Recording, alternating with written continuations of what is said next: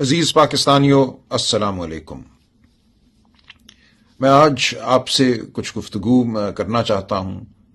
مجھے کہا گیا ہے کہ شاید آج رات مجھے اغوا کر لیا جائے، آج نہیں تو کل۔ وہ دن اب دور نہیں ہے جب شاید میں کھل کر بات نہ کر سکوں۔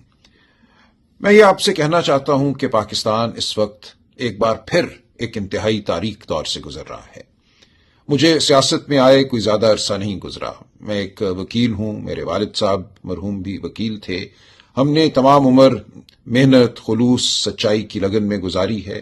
میں اپنے والد صاحب کے نقش قدم پر چلنے کا ہمیشہ سے متمنی رہا ہوں۔ آج بھی میری یہی خواہش ہے کہ ایک عام انسان کے طور پہ، میں کوئی وڈیرا نہیں، کوئی جاگیردار نہیں، میں کوئی پیشہ ور سیاستدان نہیں، میں سیاست میں صرف اس لیے آیا ہوں کہ ان اقدار کی پیروی کر سکوں، ان اقدار کو مضبوط کر سکوں اپنے عزیز میں، جن کے لیے میرے والد نے اپنی زندگی بسر کی اور جن کے لیے میں اپنی زندگی وقف کرنا چاہتا ہوں۔ یہ کیا اقدار ہیں؟ یہ اقدار شرافت کی اقدار ہیں۔ یہ وہ قدر ہے جو کہتی ہے کہ ہر انسان کا احترام کرو، چادر کا، چار دیواری کا احترام کرو، قانون کا احترام کرو، سچائی کا احترام کرو۔ آج مجھے یہ نظر آتا ہے کہ اس ملک میں ایک ایسا نظام حکومت قائم ہے جو صرف دھونس پر قائم ہے، جو جھوٹ پر قائم ہے، جو فریب پر قائم ہے۔ میں سیاست میں صرف اس لیے آیا کہ میں اس دھونس، اس جھوٹ، اس فریب کی مزاحمت کر سکوں۔ میرے سامنے یہ بات ایک بار پھر کھل کر سامنے آئی 8 فروری کی رات، 9 فروری کی رات، جب الیکشن کے بعد ہم نے دیکھا، میں خود ایک امیدوار تھا، 1 لاکھ ووٹ سے میں کہتا ہوں میں الیکشن جیتا۔ میرے سامنے الیکشن کے رزلٹ کو تبدیل کیا گیا۔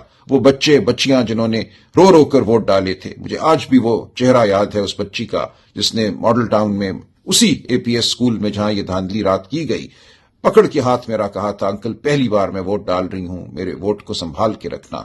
ہم اس ووٹ کو نہیں سنبھال سکے کیونکہ ہم سے چھین لی گئی وہ امانت جو ہمیں قوم نے دی تھی۔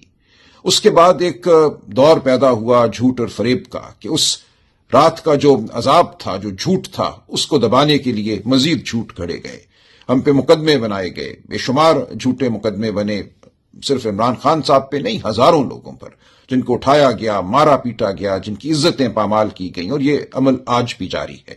اسی لیے میں آج بھی سیاست میں ہوں۔ جس دن یہ عمل ختم ہو گیا اور مجھے یقین ہو گیا کہ پاکستان میں شرافت کا دورہ ہے، پاکستان میں قانون ہے، میرا سیاست سے کوئی تعلق نہیں رہے گا۔ میں صرف مزاحمت کرنے کے لیے سیاست میں آیا ہوں، اور میں آپ سے بھی یہ اپیل کرتا ہوں کہ اپنے لیے، اپنے بچوں کے مستقبل کے لیے آپ بھی مزاحمت کیجیے۔ آج اس ملک میں کوئی فیکٹری لگانے کو تیار نہیں ہے، کوئی انویسٹمنٹ کرنے کو تیار نہیں ہے، غیر ملکی تو کیا کوئی پاکستانی کیوں یہ کرے گا، جب انہیں پتا ہے کہ اس ملک میں صرف دھونس جو ہے وہی قانون ہے، کوئی شرافت باقی نہیں رہی، کوئی کرینہ نہیں ہے جس کے تحت زندگی گزاری جا سکے۔ ہر شخص جو ہے وہ ایک طرح سے ایک رکاوٹ ہے اقتدار والوں کے راستے میں۔ اگر میں آواز بلند کروں گا تو میری آواز کو چھین لیا جائے گا، اگر میں اپنی ٹانگوں پہ گھر سے باہر نکلوں گا تو میری ٹانگوں کو توڑ دیا جائے گا۔ آج یہ نظام ہے اس ملک میں۔ تو میں آپ سے اپیل کرتا ہوں کہ ہم نے جو اپیل کی ہے، پاکستان کے عوام سے کی ہے، وہ اپیل صرف پی ٹی آئی کے ممبران یا کارکنان سے نہیں کی۔ ہم ہر پاکستانی کو یہ کہتے ہیں، ہر خاتون کو، ہر بچے کو، ہر بزرگ کو ہم یہ کہتے ہیں کہ اپنے مستقبل کے لیے باہر نکلو، پاکستان میں شرافت کے لیے باہر نکلو۔ آج بلوچستان رو رہا ہے، خون کے آنسو رو رہا ہے۔ آج خیبر پختونخوا میں خون کی ہولی ہے۔ آج پنجاب جو ہے وہ زخم خوردہ ہے۔ سندھ میں لوگ احتجاج کر رہے ہیں، باہر آ رہے ہیں، ان کو اپنے پانی کا نہیں پتا کہ ان کو پانی ان کے کھیتوں کو ملے گا نہیں ملے گا، ان کے حقوق کیا ہیں، کرپشن کا دورہ ہے۔ تو ہم یہ چاہتے ہیں کہ سب اکٹھے مل کر باہر آواز بلند کریں۔ 24 نومبر جو ہے وہ ایک انتہا بھی ہے اور ایک آغاز بھی ہے۔ ہم چاہتے ہیں کہ آج کے بعد کوئی تالے آزما، کوئی شخص جس کو ناز ہے اپنی طاقت پر، اپنی بندوقوں پر، اپنے پیادوں پر، وہ ہمارے اوپر حکمرانی نہ کر سکے۔ ہماری جو آواز ہے اس کو کوئی دبا نہ سکے۔ اس لیے ہم باہر نکلنا چاہتے ہیں، اپنی آواز کو بلند کرنا چاہتے ہیں، اتنا بلند کرنا چاہتے ہیں کہ کوئی اس کو دبا نہ سکے۔ دیکھیں، دنیا کی ہر ریاست کے پاس طاقت ہوتی ہے، ہر ریاست کے پاس پیادے ہوتے ہیں، ہر ریاست کے پاس ویگو ڈالے ہوتے ہیں، بندوقیں ہوتی ہیں، لیکن وہاں کیوں یہ سب کچھ نہیں ہوتا؟ وہاں یہ سب کچھ اس لیے نہیں ہوتا کہ وہاں کی عوام فیصلہ کر چکی ہے کہ وہ یہ برداشت نہیں کریں گے۔